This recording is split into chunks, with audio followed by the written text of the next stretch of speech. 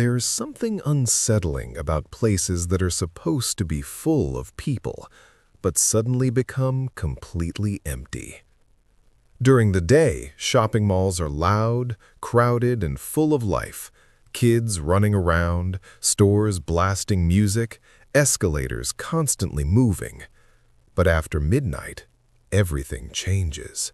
The lights dim, the stores close their gates, the crowds disappear, and what's left behind is a massive building filled with long, silent corridors, dark store windows, and endless security cameras watching every corner. For most people, malls are places they only see during the day. But for night security guards, the real mall doesn't exist until everyone else leaves. And sometimes they see things they were never supposed to see. The story you're about to hear was shared by a former security guard who worked the night shift at a large shopping mall in the United States. He worked there for nearly 3 years. During that time, most nights were completely normal. Quiet patrols, checking locked doors, watching camera monitors. But one night, something appeared inside the mall after closing time. Something that never showed up on the security logs. Something that wasn't supposed to be inside the building at all. And according to him, whatever it was watching him first. Back in 2018, I worked as a night security guard at a large indoor mall in the Midwest. The mall itself was huge, 3 floors, over 100 stores, movie theater, food court, clothing outlets, the whole thing. During the day, it was packed with people, but my shift started at 11 p.m., right after the mall closed. From that moment until 7 a.m., the entire place belonged to just 2 people, me and another guard named Daniel. Our job was simple. Every hour we walked different patrol routes through the mall. We checked locked store gates, emergency exits, and stairwells. The rest of the time we sat in the security office watching camera feeds from over 200 cameras placed throughout the building. Most nights were boring, honestly, painfully boring. The mall at night felt almost like a giant empty maze. Every store had metal gates pulled down. Escalators were shut off. Half the lights were turned off to save power. Sometimes the only sound in the entire building was the hum of the air vents. But after working there long enough, you started noticing strange things. Little sounds that shouldn't be there. Echoes in empty hallways. Footsteps that might just be your imagination. Most guards eventually got used to it. You told yourself it was nothing, just an old building settling, just pipes in the walls, just your brain reacting to silence. At least that's what I told myself, until one night proved me wrong.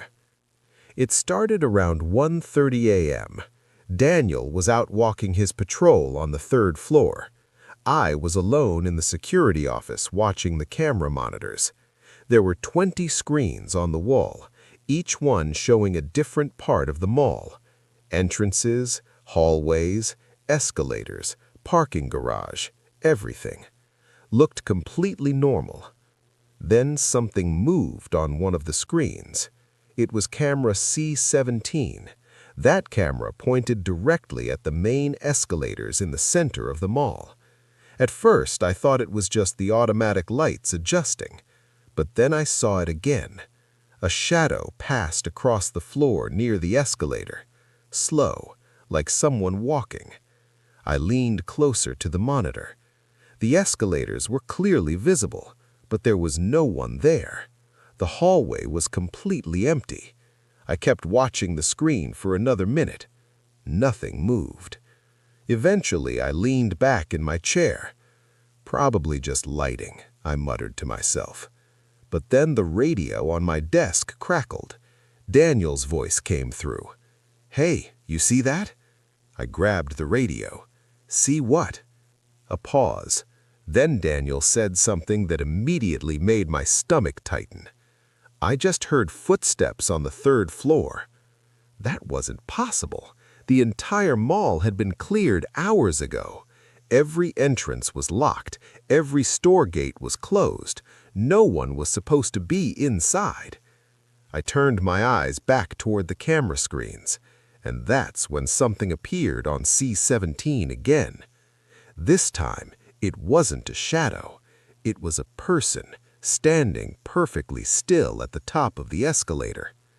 The figure stood completely motionless. The camera angle wasn't great, but I could clearly see a tall shape standing beside the escalator railing. At first, I assumed it had to be Daniel. Maybe he had walked past the camera. But then my radio crackled again. "I'm still on the third floor hallway," Daniel said. "I haven't reached the escalators yet." I slowly moved my eyes back to the screen. The figure was still there, not moving, just standing, facing the escalator. But something about the way it stood felt wrong. People shift their weight when they stand. They move slightly, adjust their posture. This figure didn't move at all, not even a little. It looked almost like a mannequin. I grabbed the radio again. "Daniel, go check the escalators." A few seconds passed. Then Daniel answered, "All right, I'm heading there now." For the next 30 seconds, I watched the monitor carefully. The figure didn't move, didn't turn, didn't react. Then suddenly, the camera flickered, just for a split second, and when the image returned, the figure was gone. A minute later, Daniel's voice came through the radio. "I'm at the escalators." I stared at the screen. The escalator platform was empty. "What do you see?" I asked. Daniel paused. "Nothing." He walked around the area slowly. His flashlight beam moved across the floor on the camera screen. No person, no movement, nothing. "Maybe you're sure you saw someone?" he asked. I hesitated. "Yeah, I'm sure." Daniel checked the nearby hallways. Every store gate was locked, every corridor empty. Eventually, he shrugged it off. Probably just a reflection or something. Maybe he was right. Maybe my eyes had played tricks on me. But as Daniel started walking away from the escalator, something appeared behind him on the camera. A tall shadow stepped onto the escalator platform, standing exactly where the figure had been before, watching him walk away. And the strangest part was, Daniel walked right past it, like he couldn't see it at all. For a few seconds, I just stared at the monitor. Daniel was clearly visible on camera C-17, walking away from the escalators with his flashlight in hand. But behind him, standing exactly where the escalator platform began, was a shadowy figure. It wasn't clear enough to see details, but it was tall, too tall. The head almost reached the height of the second-floor railing in the camera's perspective. The strangest part was the posture. It stood perfectly straight, no movement, no shifting weight, just watching, and somehow Daniel didn't notice it at all. I grabbed the radio immediately. "Daniel, stop walking." He paused. "What?" "Don't move." He sounded confused but stopped. On the camera, the shadow figure was now only about 15 feet behind him, still not moving, still silent. My heart was pounding now. "Turn around slowly," I said. A pause on the radio. "Why?" "Just do it." Daniel turned. I watched carefully as his flashlight beam moved across the escalator area. The moment the light reached the platform, the shadow vanished, completely gone. Daniel's voice came through the radio again. "Dude, there's nothing here." I leaned closer to the screen. The escalator platform was empty again, exactly like before. "Maybe it's a camera glitch," Daniel said. Maybe, but something about what I had just seen didn't feel like a glitch. It felt like something was there and then decided it didn't want to be seen anymore. Daniel finished his patrol and came back to the security office around 2 a.m. I told him everything I saw. At first, he laughed it off. "Man, you've been staring at those screens too long," he said. "Your brain starts seeing things." But even as he said that, I noticed him glancing at the camera monitors more often than usual.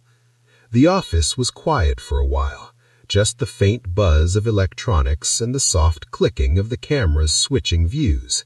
Then, suddenly, one of the screens went black, camera C11. The screen showed nothing but static. Daniel frowned. "That's weird." Camera outages weren't common, but they did happen sometimes, usually because of wire